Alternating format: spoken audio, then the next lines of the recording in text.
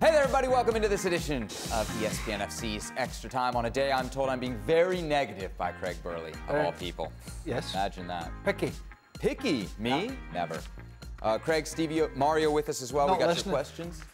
Not listening. Not that you ever listen. Not listening. You're accusing me of not listening to you. No, and everybody. I'm sorry, Craig. Mario, what do you think will be the top How come three? Mario's normally in a place where he's got a nice Are background? you going to complain about everything? Shut up. And then today, where is he today? In the kitchen? Where are you today, Mario? Hey, listen, I will not show you my living room, but my friend, I'm just enjoying my life. Don't hate on that. It's well lit. It's well lit. That's all. That's You know all what we call him now? He's not Mario Freebie. He loves a freebie. Wow. He was working at the Champions League final. Was wasn't he nothing? Did you see him? Mm-hmm. What? Did I see him? Was you at the Champions League final? Yeah, they sent me too. They sent you. Oh, you were going to be so offended that No, they I'm sent not. me. I thought Yes, they you might- were. I thought they might have sent you and Herc. And that really would have offended you? Because it must have been an American angle somewhere. You'd have found one, wouldn't you? I would have found it. Mario, who do you think will be the top three of Ballon d'Or this year? Oh my God. Whew. It's a bit early, isn't it? That's a bit, yeah. You calling me that? Oh my God. Okay, let me kick off then. Yeah, Benzema, my number one. And I think my number two and my number three. I don't even have to think. I'm sorry, my friend. Easy way to get out of an answer. Just answer one name for all three. You got a top three for Ballon d'Or since it's your favorite? No. That's an even easier way to get out an answer, isn't it? Yeah, just don't answer that.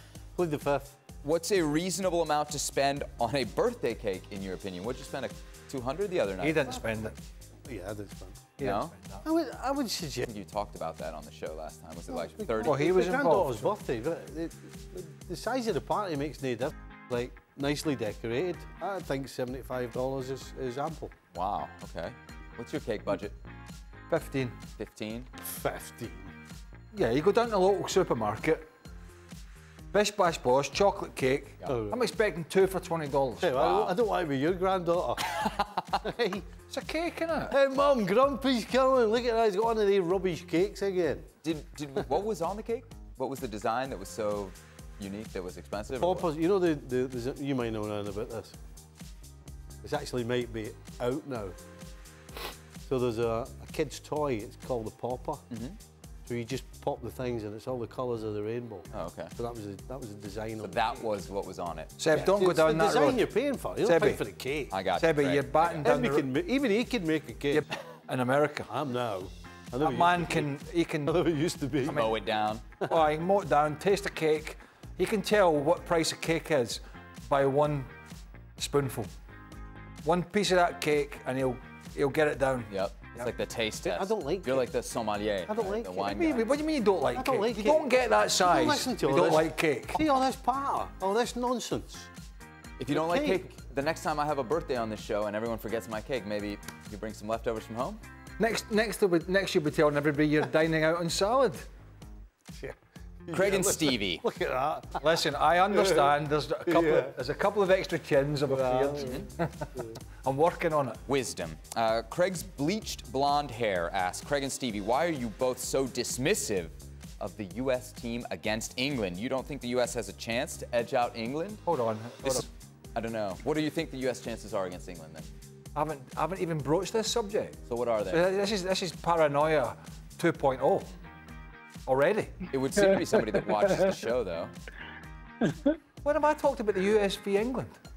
U.S. v England, what are their chances? Oh, you're trying to get the right answer out of me. I'm just trying to get an answer out of anybody because you are also Right, difficult to deal with. I'll ask be you honest another here. way. Let's be honest here, right? How many of the US team get in the England team? He's not getting in the England team. Mario, come on. You live in the U.S. Does the U.S. have any chance against England? You know what the thing is? On the day of the game, when I look at England every season they go through the same thing, and America's every season try to create an upset. But I still think England will win. There it is. They got a chance. Yeah, puncher's chance. I like it. Mario, who is the most promising Dutch talent that you see moving from the Eredivisie to England or Spain this year?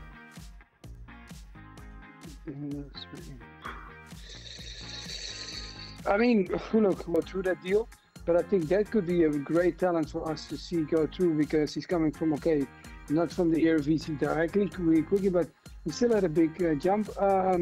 Who else do we have?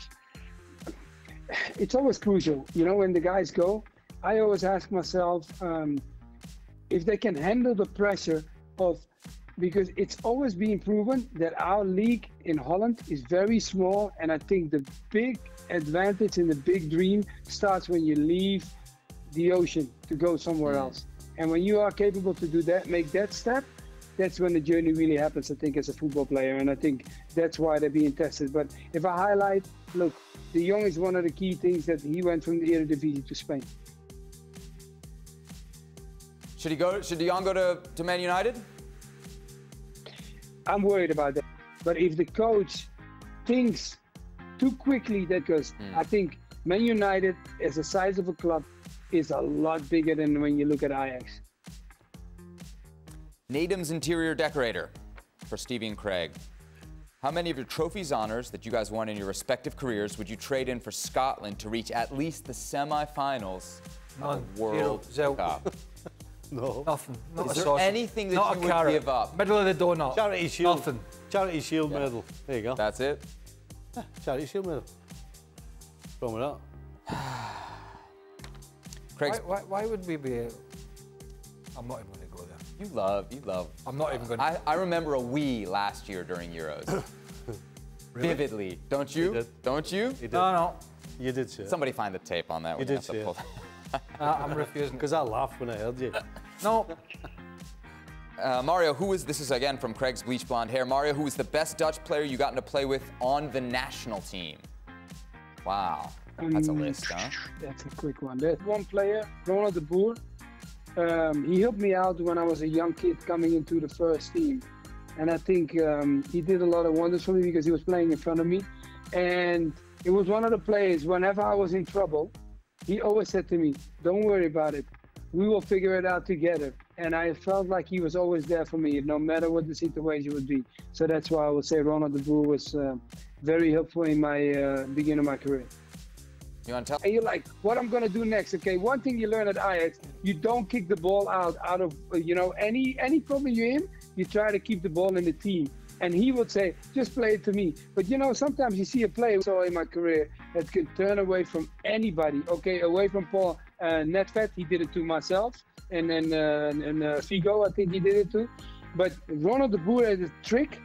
I don't know how he did it, but he always managed to move left, saw the defender going left, and he turned the opposite side or the other way around. And I felt like, yeah, he was good at that. So that's how he got me out of trouble. Speaking of bleach blonde hair, did you see Christian Pulisic's new look?